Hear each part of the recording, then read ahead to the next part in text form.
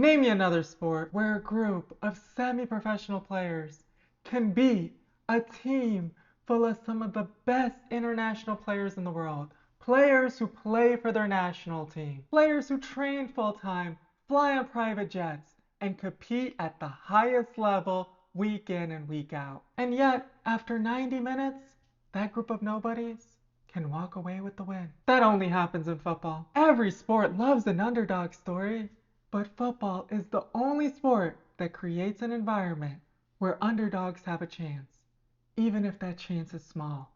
And on January 10th, Macclesfield took their chance. Football does a lot of things different from other sports, especially American sports. But one of its biggest strengths is that it not only has leagues, it has cups, and it embraces them. Cups allow teams from different levels on the football pyramid to compete against each other in high-stakes, meaningful games. And yes, there are restrictions on who can enter cup competitions. But in countries like England, with extensive football pyramids, that still means a lot of teams that are able to enter these big football cups.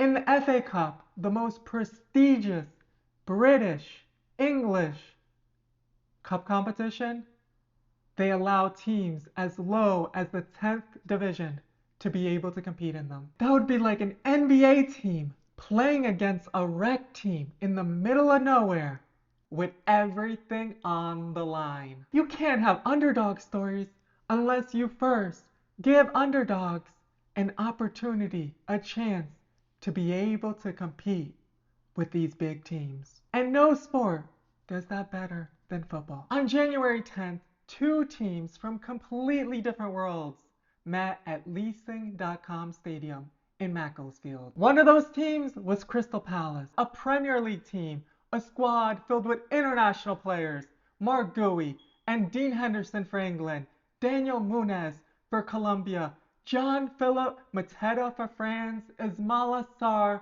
for Senegal. Ironically, Palace themselves had been a fairy tale the season prior. They had lifted their first major trophy, the FA Cup. But this time, the roles were reversed. They were no longer David. Now, they were Goliath. And David this time was Macclesfield, a historic club, but one that had gone bankrupt in 2020 and ceasing completely to exist after years of financial struggle and life in the lower leagues.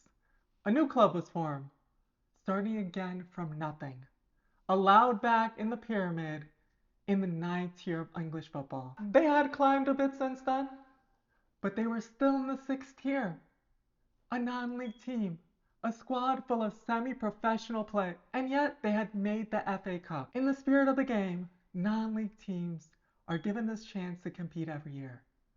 Yet they always fail, especially against an FA Cup holder. In their tiny stadium with a capacity of just 5,000 people, it was completely filled.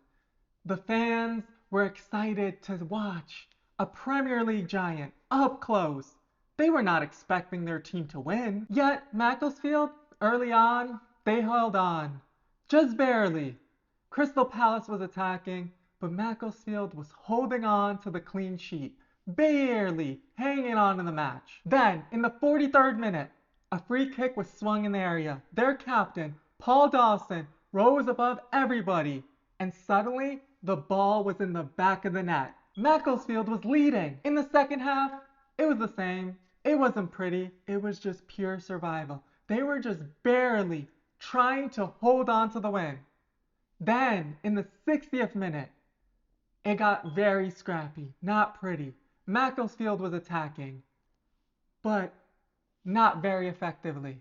It turned into a game of pinball near the Crystal Palace goal. Then, the ball fell to one of the Macclesfield players, and he passed it. He passed the ball to Isaac Buckley-Ricketts, who scored a backheeled goal. And normally, backheel goals are really pretty. But this was probably the ugliest backheel goal I've ever seen. Yet it didn't matter. Macclesfield were up now 2-0 against Crystal Palace. They just needed to survive until the end of the game. Crystal Palace kept pushing and pushing. They're a top team. They had a lot of their main starters actually in this game. Margui, he was playing in this game. And then, finally, in the 90th minute, there was some hope that Crystal Palace can avoid this huge upset. Jeremy Pino, a promising Spanish international player for Crystal Palace, scored a beautiful curled free kick. Yet it wasn't enough. When the whistle blew, Macclesfield had done the impossible. They had come out with a 2-1 win against Crystal Palace, the holder of the FA Cup. This was the first time that a 6th division team had beaten a Premier League team. This was the first time since 1909 that a non-league team had beaten the FA Cup holder. Non-league meaning team in England that is below the 4th division. And just days later, Macclesfield defender Sam Heathcote was back at his day job working as a PE teacher. But he didn't return the same person. He returned as proof that just sometimes David does beat Goliath. Underdogs usually lose. That's what makes it an underdog. But sometimes in a rare moment, the underdog does prevail.